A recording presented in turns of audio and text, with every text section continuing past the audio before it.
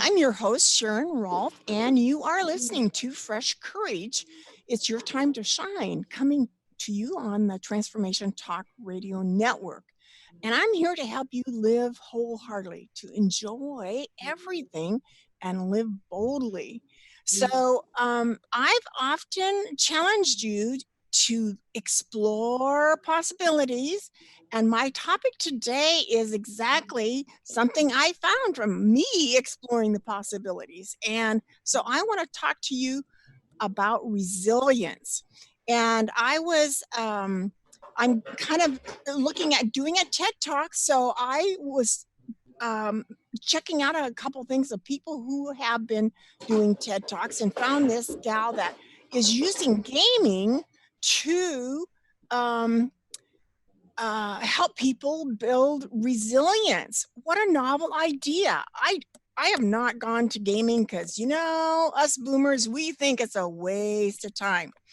So, so I opened my mind to possibilities and was amazed at this gal. So I want to talk about resilience today, and I'm actually invited somebody to have a conversation with me.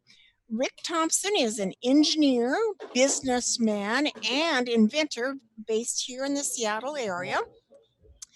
And he's actually a CEO in the cement and steel industry and is recognized as a leading authority on post tensioning procedures working with big tech clients such as Microsoft and Google. And he's had his own experience about resilience, but his practical approach to business, life, and science is what makes his new book, The Quantum Mindset in a Nutshell, What They Won't Teach You at School, that could change your life. It's very special, very digestible for the average reader. So welcome, Rick. Thanks for being with me today on Fresh Courage. Thank you very much for having me. It's an honor to be here. Cool. So why don't we start out with Rick? Why do you think this topic is relevant or important to us in life? Resilience. Well, I think resilience is very important because we're going to have challenges, and those challenges need to be overcome. And that resilience, it's like the saying, don't let one tree destroy the whole forest. We need to learn to get back up and do it again and again. You can't lose if you never quit. There's many ways to develop your resilience, and gamification has been one of those opportunities that we see coming out more and more in life. Where have you seen gaming applied to anything that you've been doing in life? Well, when we set up games, we kind of set them up in different levels so that you can achieve a level, and then you get rewarded for that level, and you go to the next level and the next level. I see in certain sales routines that we deal with, people will get rewarded for playing a game or coming back or getting so far in it. And I kind of just read a book that I really like, Barking Up the Wrong Tree, and in it a man falls into a crevice, and he makes survival into a game in a way. He says, if I get to this hill, then, I win, and the next place, and I win. And he tries to do it in a certain amount of time. And so he made a game out of actually him surviving, which got him through the adversity of falling and saved his life. Yeah. So why don't you tell us a little bit about your resilience that you had to work through? Yeah. I have had my challenges. I have definitely been up and down the scale. I actually lost my wife 10 years ago, and that was, I would think, one of the most devastating events ever in my life. Mm-hmm. For a while there, I kind of gave up, I have to admit.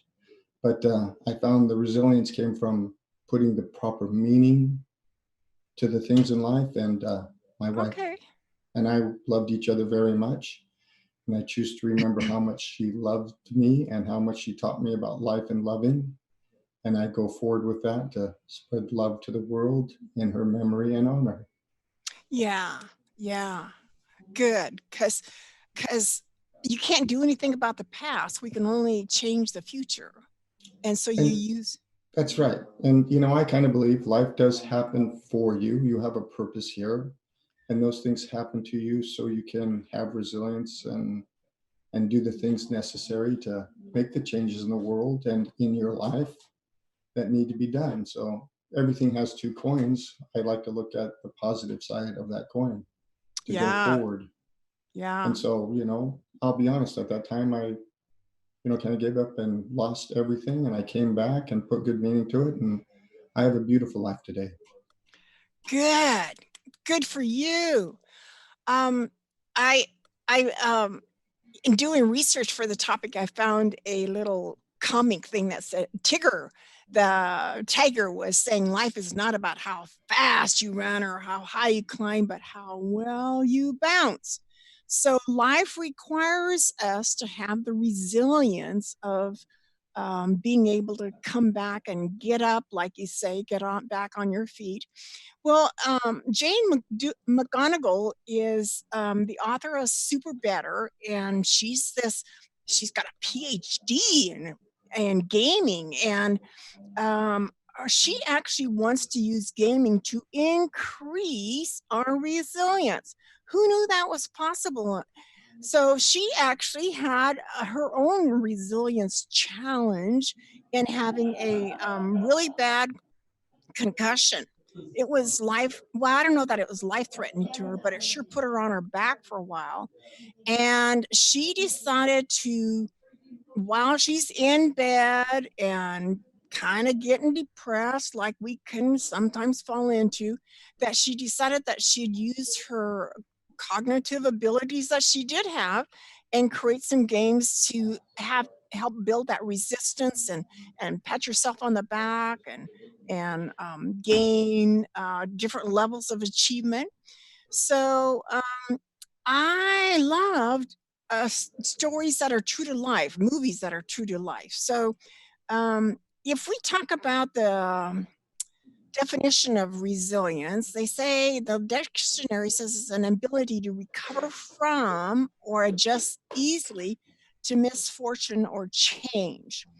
And part of what makes this topic a little bit close to home for me is that when I was leaving Seattle for Tampa, Florida for a job, one of my best friends complimented me on she never knew anybody that had stronger resilience than I did. And I, what are you talking about?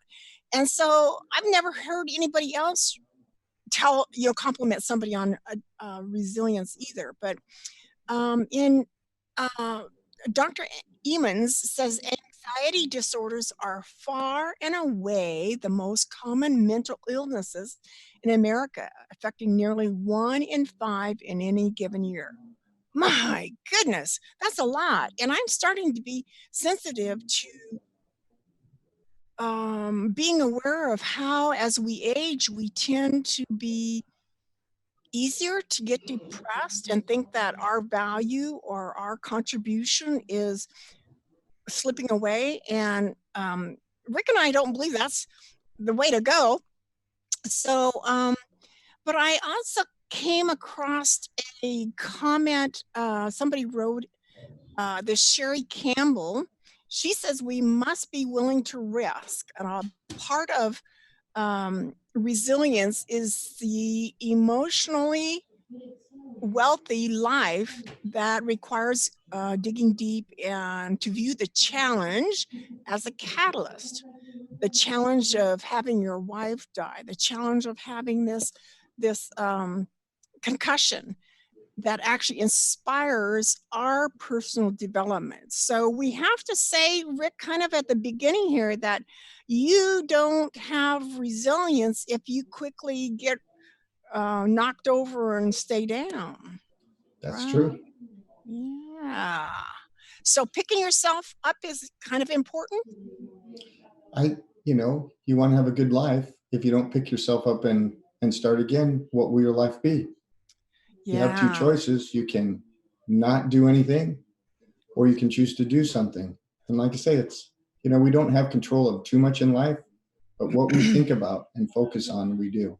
And that's what makes the total difference, is what are you going to focus on or think about now? And that's what you bring out in your book too, right? Right. It's like, it's amazing how much power we have on creating our own destiny by what we focus on and think about.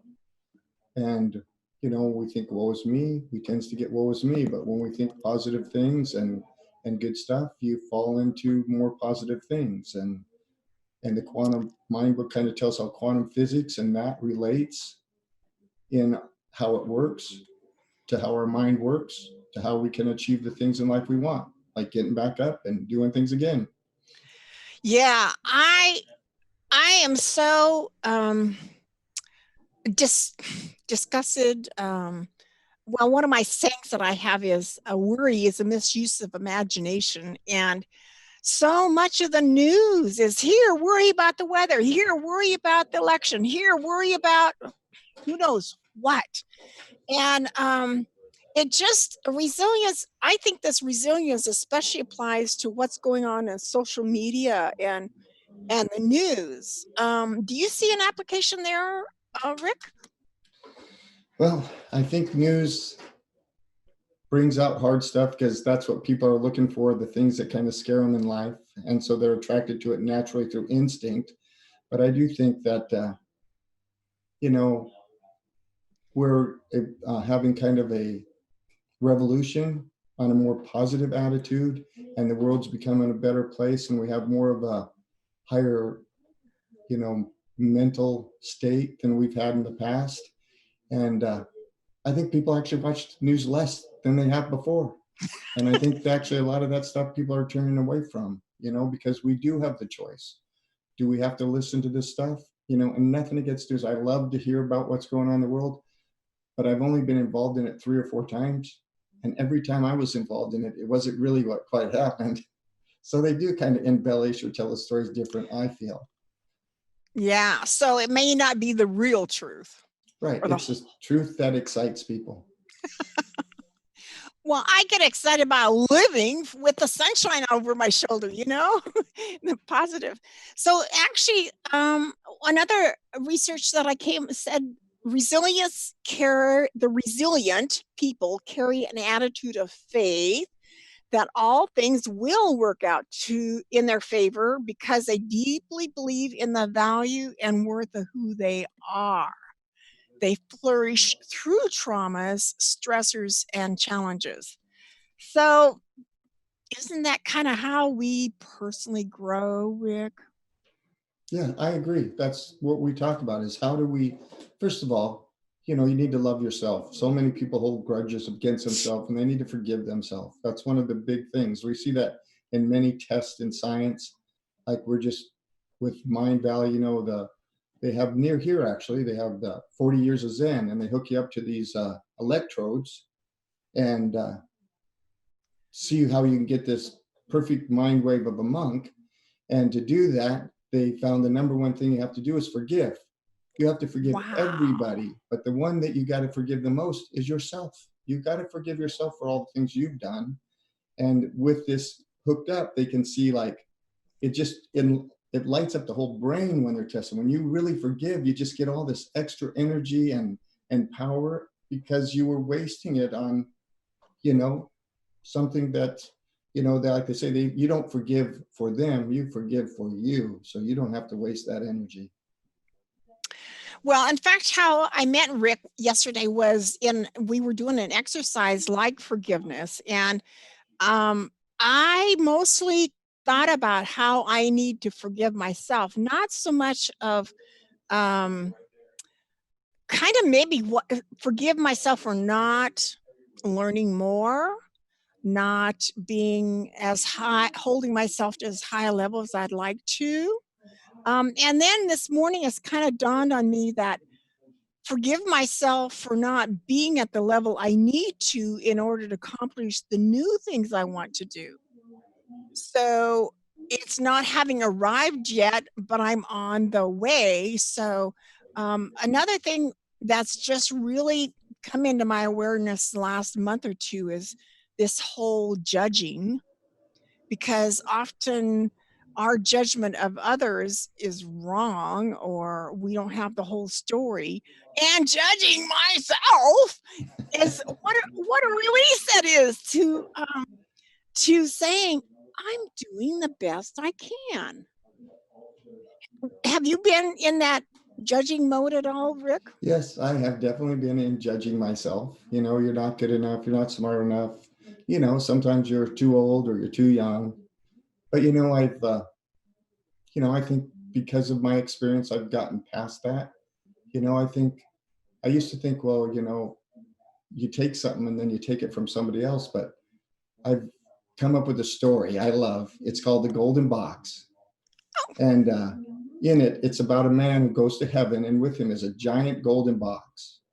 And in that box, well, at first of all, it has his name on it, and they leave and they come back. And he says, well, what's in my box? And they said, well, we normally don't tell people, but because it's your box and it has your name on it, we're going to tell you. And he opens it up. And in it is all the gifts that God wanted to give him that he didn't think he deserved or could accept. God gives you every gift. You just have to open your heart and Yeah. accept it all. It's only us who judge ourselves as not worthy, no one else. It's all there for all of us, and we'll just open our hearts and accept those gifts as they come to us. So, Well, and healing is so, I mean, love is so healing. And I've often tried to imagine what would it be like to love myself the way God loves me. And it's pretty hard to fathom, but um, it it gives you such a warm, accepting kind of feeling that's amazing. well, I would like to say that I came up with something. It's like when somebody asks me how much I love you, there is no measurement because measurement takes away from my love. It's infinite. It's like God's love. Do I love as much as God? You can't measure it. I love infinitely you and everybody, and so there, everybody is loved as much as I possibly can. And there we go. We're not. I don't love anybody more or less. Hmm. Hmm. So, another metaphor, this changes it a little bit, the topic, but you're in the construction and concrete business. And a metaphor that I came across that kind of relates to your business, Rick, is iron is soft, malleable, and bends without breaking, which is resilience helps us bend without breaking. So, do you know that iron is soft? Yeah, iron is. That's why we use steel and concrete together because the concrete is very hard and strong, but the steel is very flexible and allows for movement. So like a post-tensioning building, that's what makes it really good, is it can sway in the wind and move around and be flexible, but the force in it will pull it back together so it stands strong and sturdy when it's done. And that's what makes a good building, is a building that can handle movement and still come back to its original shape. Without the flexibility and the pliability of steel, that wouldn't be possible. But the strength of steel, the concrete, allows us to hold these forces all together like blocks and have a solid building. Kind of amazing, isn't it? Yeah, Kind it's, Okay. when I think about that stuff, all the stuff in the world to me is amazing. Every little thing you talk about this, it's the world is full of these Amazing. wonderful things. You know, I feel so blessed in the world to see all this stuff and be involved in so much of it. We're really Well, given so much more than we ever have realized. And if you just open your eyes, there's miracles around us everywhere. that's that quantum mindset. I would like to think so. Like I said, the reason I wrote the book is because my life has been blessed, and this thinking and this way of seeing the world has helped me. And I would love to see other people be blessed with this kind of gift and thinking so they can have a great life. Because, like Yeah. I said, I think everybody deserves that great life. They just need to kind of accept it and understand how the world looks around. Because most of us are like, nah, I don't deserve that. I'm not worthy of that.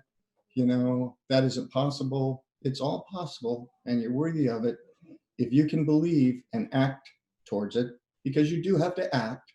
You do have to put energy towards what you want. But if you do those two things, you can accomplish pretty much anything with time and action.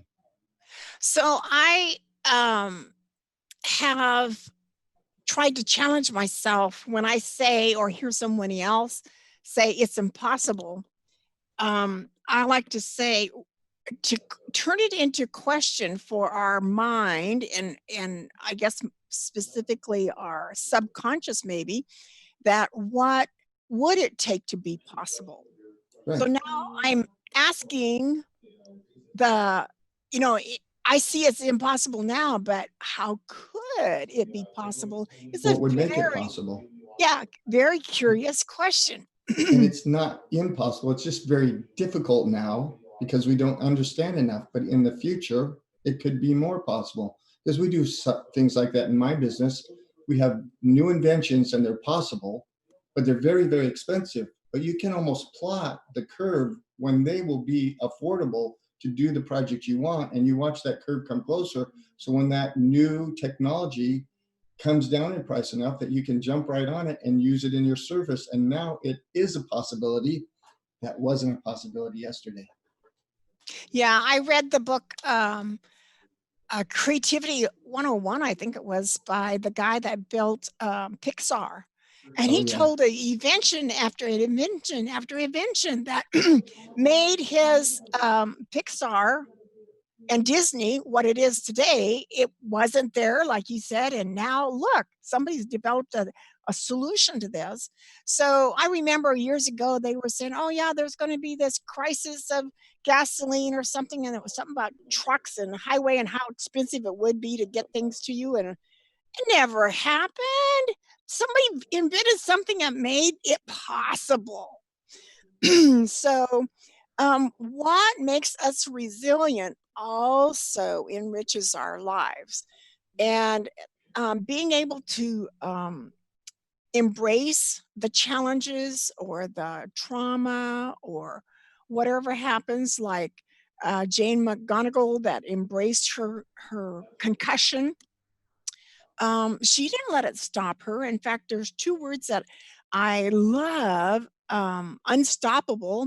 I've read a book with that title, or unsinkable, that helps us get past what we think is a limitation and opens us up to the possibilities. So, um, other comments that you have?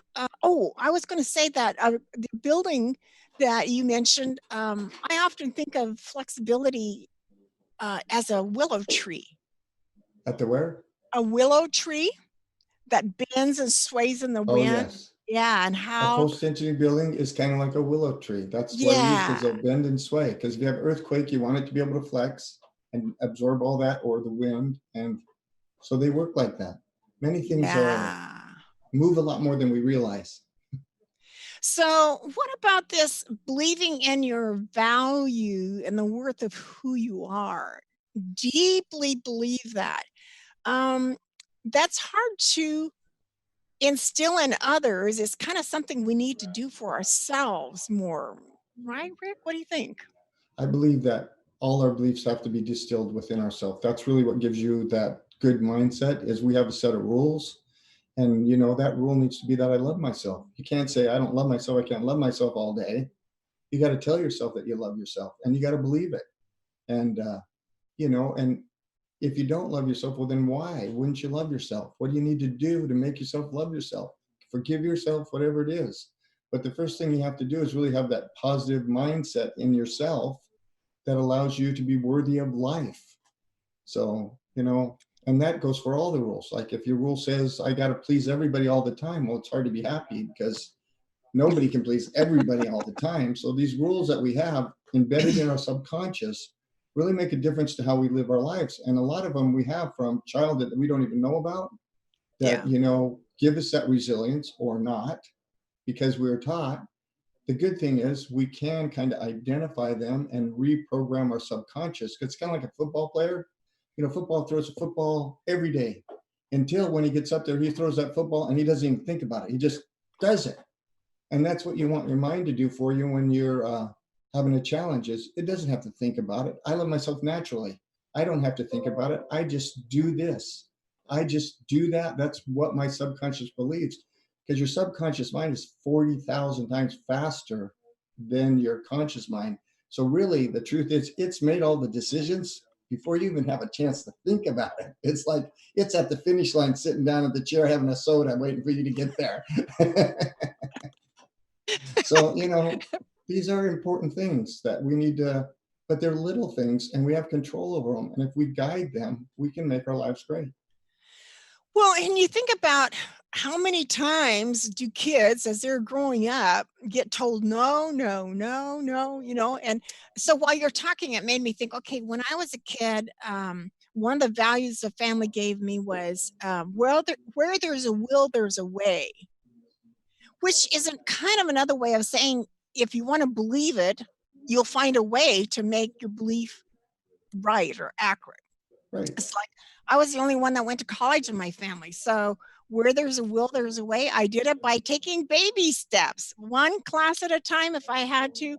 But hey, if I decided, well, in fact, another block that I just made here recently for Christmas is you decide what stops you. Well, I didn't decide. I decided that tuition costs didn't have to stop me. I saved up enough for getting started, taking a baby step, and little by little, I eventually went on to get a master's degree. So, um, what? Well, and the other thing is, I've been noticing as people are walking on the sidewalk, how whether they're hunched over and looking down all the time, or whether they're kind of strutting and I've been asking myself, what makes a difference in how they walk?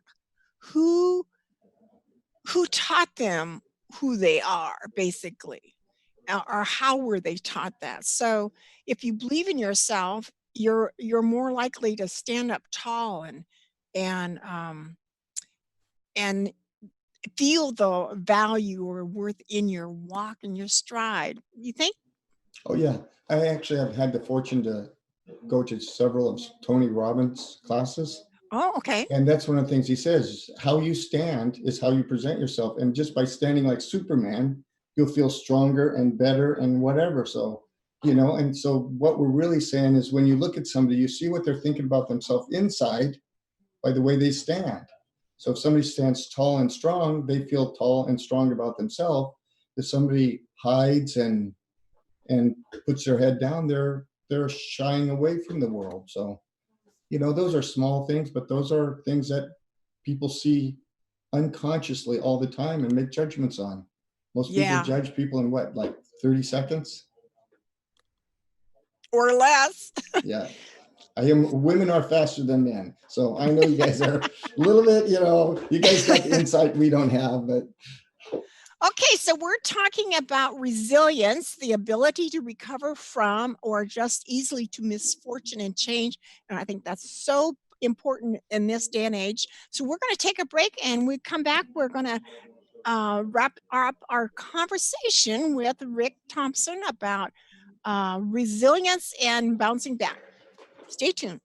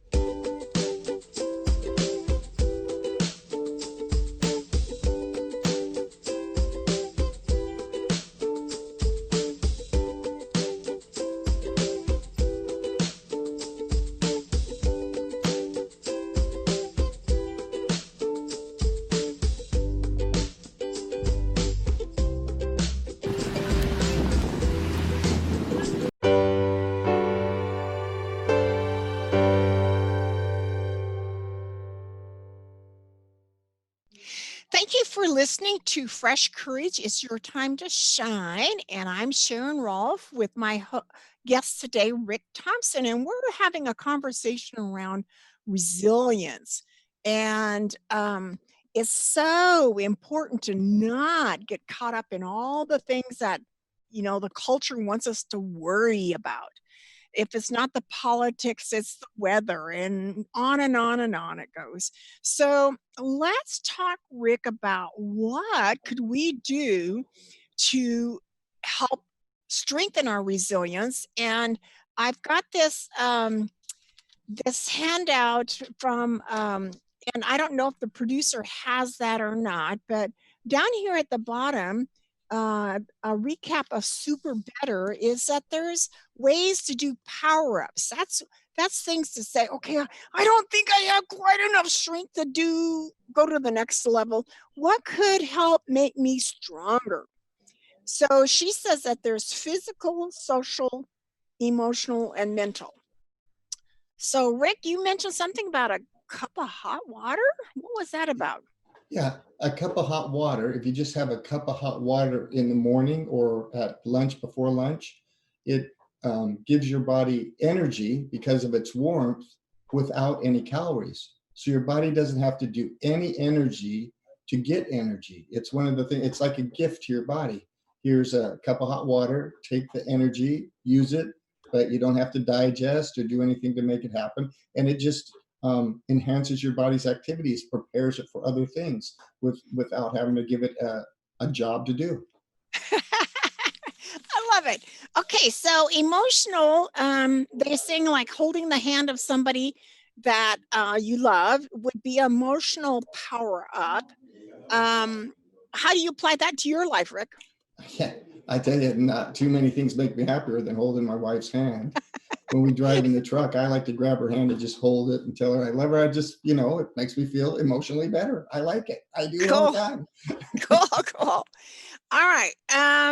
Let's see. Sending a text message, and I have been trying this since Christmas, is sending relatives text messages more often than I have. I'm not a big texter, but I've been sending out things like, "What are you grateful for today?" And I had a powerful exchange with my nephew here recently about that. Listening to a song. Okay, well, I actually whistle when I go out for my walk. I like to whistle at the crows and the squirrels. So that's kind of something that I don't know that I'd call it a power up, but it makes me smile. So it's all good, right? I think if it gives you energy, it's a power up. You can Yeah. feel things in your body. And when you feel them, you got to listen. If they make you feel good, there's a reason. If they make you feel bad, there's a reason. So a social pick me or power up, I think could even be something like giving people compliments. I You think know, that is a very common one. Or the other one that you do is mimic what they do. They don't even notice it. And that powers up people because you're like them. well, and the one that you mentioned earlier that is so strong. Well, there's two things that are super strong about making things better for the good is the forgiveness and gratitude. I think those are important things. I know Because the with me great, forgiving things in my life, it makes my life better.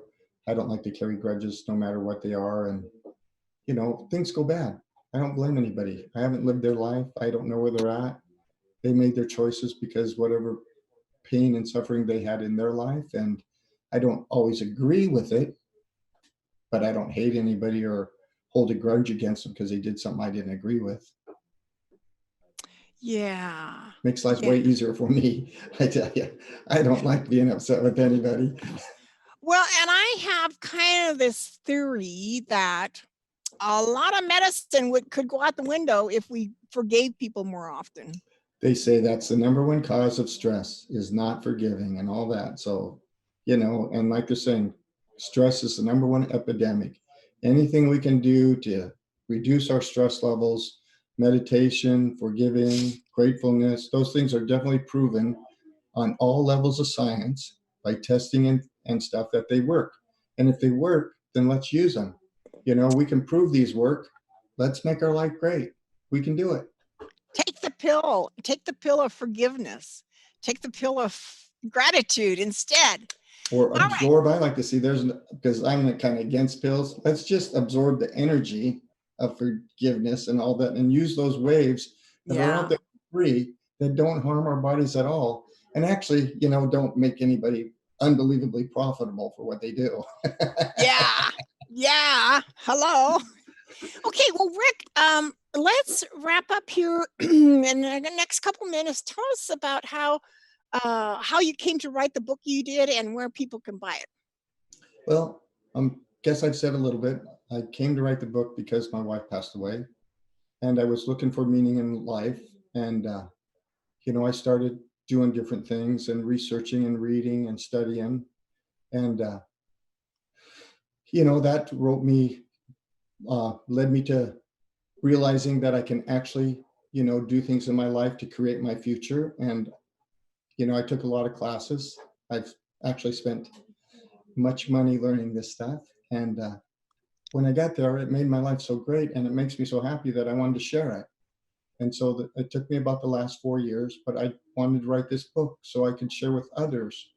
I feel I'm older in my life, and I would love young people Yeah. that are much younger than me, like 20, and to take advantage of this knowledge and use it to make their lives great. Because really, that's the goal in life: is there's rich with money and there's rich with a great life, and it's out there for both of us. But if you don't have that health and that great life of happiness, what good does all the other stuff do?